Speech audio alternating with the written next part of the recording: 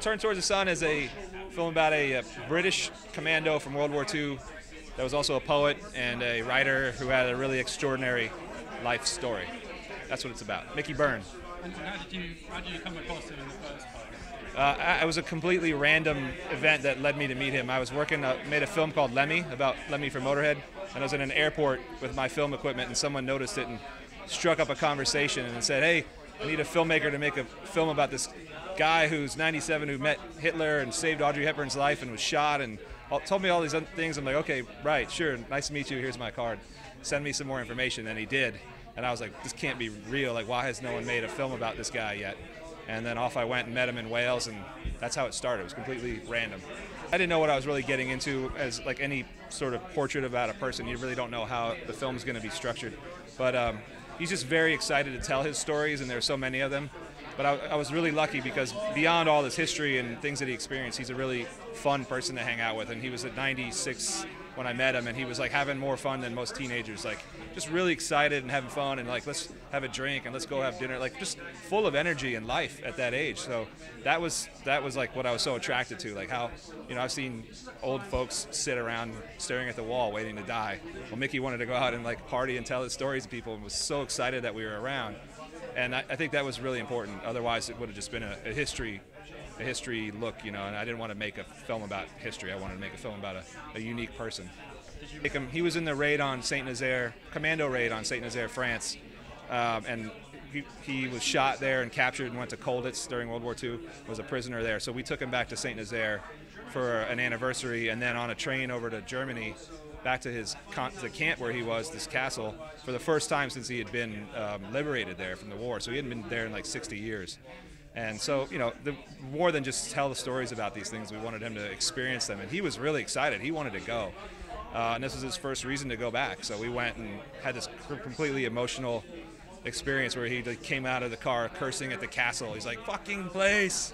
Like the old man cursing at this big castle. So it was really great for him to want to do it, and he really loved it. Like he was running around like a kid, like with big eyes, like so like excited to be back and see this place that he called home for 3 years. So yeah, that's sort of the through line of the film, is taking him back. And he at the same time knew that he wasn't going to be around much longer when you're that age, so he had a historian there who's in the film sort of archiving all of his belongings and going through his letters and photos and just making sure it was all organized before he died, and so that was part of the film as well. So it was we shot over the course of a year and a half, off and on. He lived in Wales, I live in New York, so I had to go see him every couple of weeks or every month or two.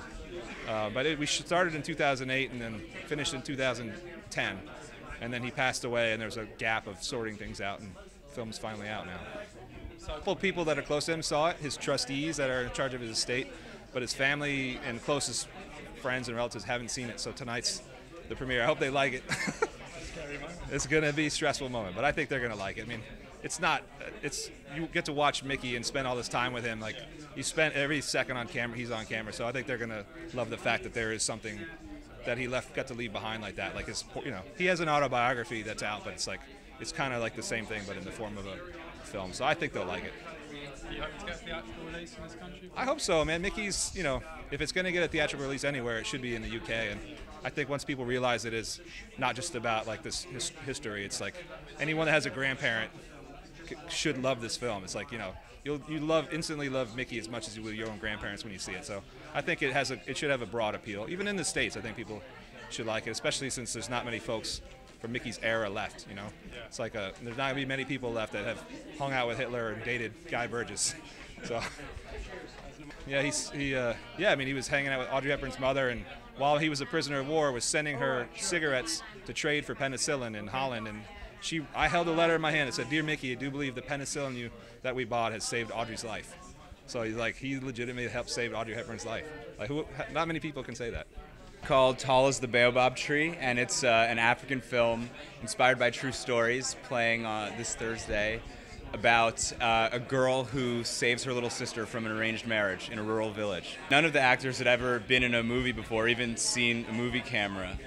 We filmed it in the real village that inspired the story of the film, and the actors are the real people behind the story. And so the two main actresses were 19 and 11 years old, just about, And yeah, it was a really cool experience to bring them into, you know, performance. Yeah, I'd known them for quite some time because I made a documentary in the Village a year earlier. So it was a relationship that built up over time. Yeah, they were comfortable with me, and the performances were mostly improvised, so it was very natural. Yeah, it's my first feature film. I had made narrative short films in school, and then made this documentary and sort of knew while we were making the documentary that there was like a really powerful story that could be told. The story of the film is it's fictional. I mean, it's built up from lots of different real experiences and anecdotes and crafted into, you know, like a plot.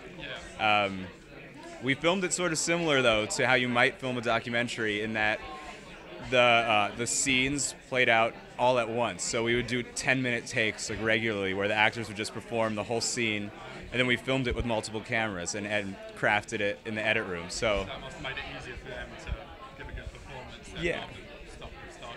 Exactly. Like the idea of stopping and starting was something like very hard to, you know, wrap their heads around. And since it was improvised, you could feel the magic like drain out of a performance if we did it more than 2 or 3 times. So before we showed it at our first festival, we went to the Village, and like after sunset, we projected the movie against a wall, and all the actors, their families came out. The whole Village was there, and it was quite an experience. It was cool.